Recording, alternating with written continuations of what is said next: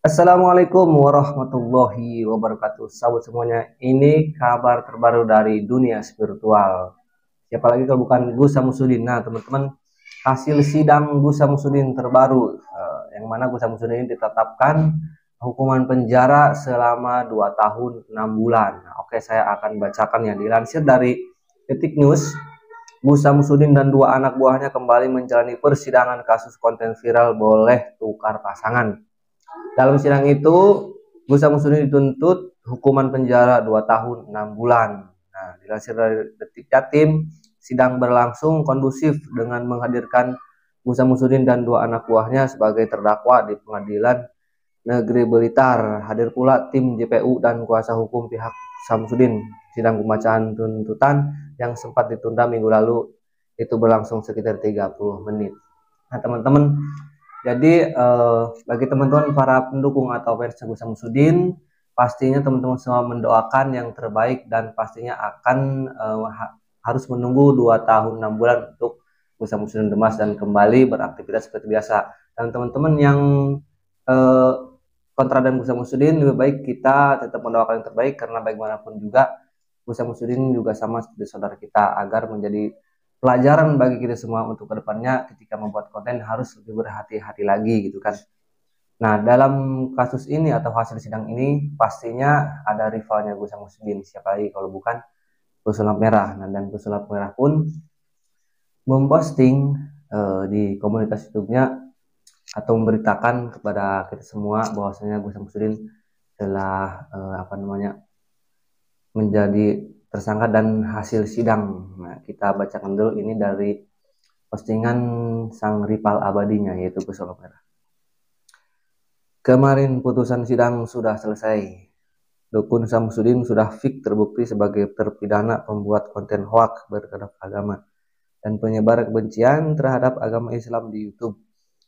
Dan dari ancaman 6 tahun penjara, dia divonis penjara selama 2,5 tahun, sedangkan kameramen dan editornya dipenjara 1 tahun 6 bulan. Nah, semoga ini menjadi pembelajaran bagi kita semua dan semua ini atas takdir Allah Subhanahu wa taala.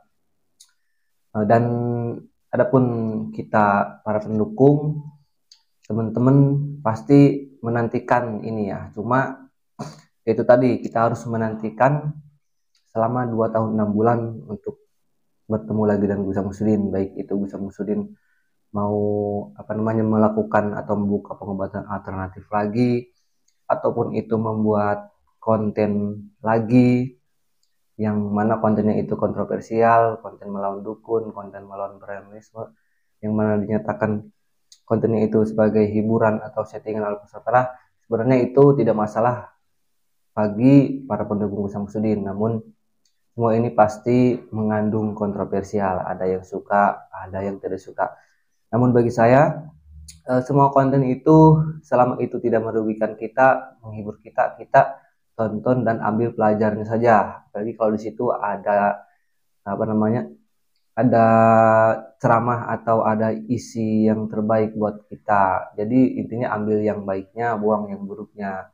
Karena Gus Samsudin sebelumnya sudah menyatakan bahwasanya kontennya itu hanyalah sebuah hiburan. Adapun kasus ini jadikanlah pelajaran bagi kita semua untuk para konten kreator khususnya agar lebih berhati-hati lagi ketika kita membuat dan mengupload ke media sosial khususnya bagi para youtuber. Nah, bagi teman-teman yang tidak suka dengan Gus Samsudin, kalau memang tidak suka janganlah kita menghujat dan menghina karena kita semua ini saudara muslim.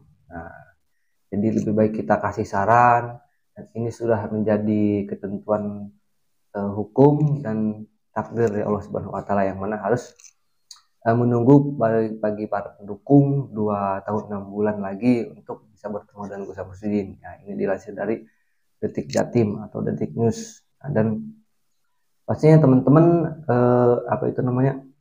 tetap setia, ini khusus bagi para pendukung Gus Samsudin, konsisten menunggu kepulangan Gus Samsudin. Dan bagaimanapun juga beliau adalah saudara kita muslim dan adapun kesalahan yang beliau lakukan itu sudah menjadi menjadi konsekuensinya Gus Samsudin yang harus menerima hukuman 2 tahun 6 bulan. Nah, kita doakan saja yang terbaik buat saudara kita. Semoga kembali lagi setelah bebas nanti membuat konten yang berhati-hati, baik itu membuat konten seperti awal, menumpas apa dukun-dukun kayak gitu dan yang lainnya. Yang jelas lebih berhati-hati lagi ya dari para pendukung. Kita tetap setia mendukung Gus Samsudin, dan bagi yang kontra Gus Samsudin tetap tidak boleh menghina mencaci karena Gus Samsudin sudah menjalani hukuman apa yang telah ia lakukan. Jadi kita doakan saja yang terbaik. Bagaimanapun kita adalah semua saudara muslim wal muslimat gitu kan.